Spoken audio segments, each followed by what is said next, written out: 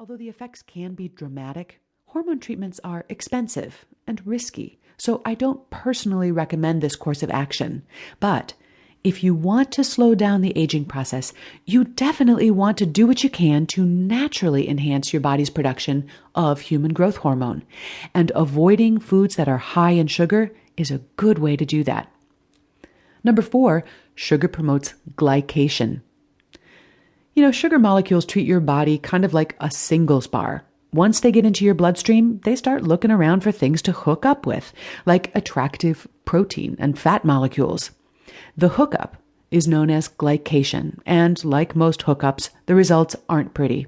These glycated molecules act like drunken sailors, careening around your body, breaking things, and peeing where they shouldn't. They produce toxic compounds called advanced glycation end products, or AGEs, which is perhaps the most poetically just acronym in biology, because AGEs essentially throw the aging process into fast forward, and much of the damage done by AGEs is irreversible. If that doesn't motivate you to walk away from the M&Ms, I don't know what would. Number 5, sugar raises insulin levels. An influx of sugar into your body will have a fairly predictable result. Your blood sugar levels will zoom up, and shortly after, your pancreas will release a bunch of insulin to help clear the sugar from your blood into your cells. As blood sugar levels go down, insulin levels return to normal.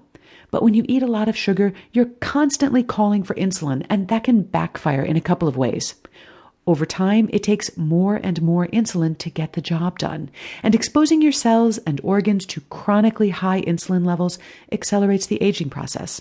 Eventually, your pancreas may even start to shut down, at which point you'll likely be diagnosed with diabetes. So how much sugar is too much?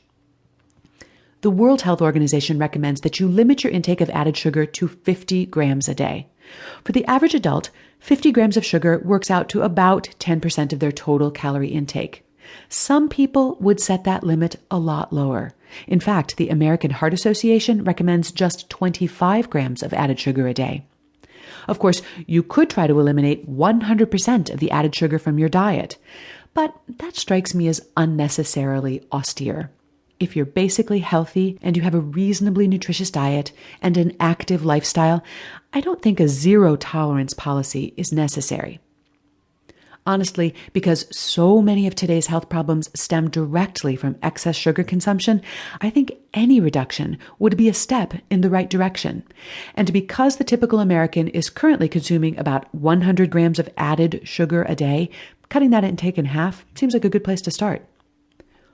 What counts as an added sugar? Whether your goal is to eat only 25 grams of added sugar a day or 50, you need to know what counts as an added sugar. You'll be relieved to know that the sugar in fruit is not considered to be an added sugar. Fruit is relatively high in sugar, of course, but it also contains other desirable nutrients. And although it is possible to consume an excessive amount of sugar by eating lots and lots of fruit, this is generally not where the problem lies for most people. To keep your diet in balance, I suggest that you aim for 2 to 4 servings of fruit a day, preferably whole, fresh fruit rather than juice. But you don't have to count the sugar in fruit towards your added sugar total.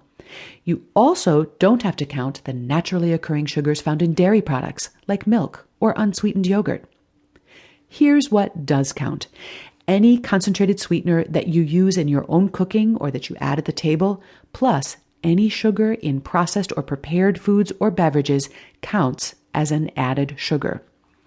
No distinction is made between natural sugars like maple syrup, honey, agave nectar, or fruit juice concentrate, and refined sugar or high fructose corn syrup.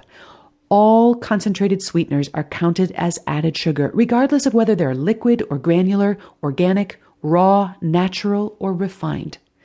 That doesn't mean that natural or organic sugars don't offer any advantages. It just means that you don't get to consume more of them just because they are natural. The next step is to figure out where all that added sugar is coming from.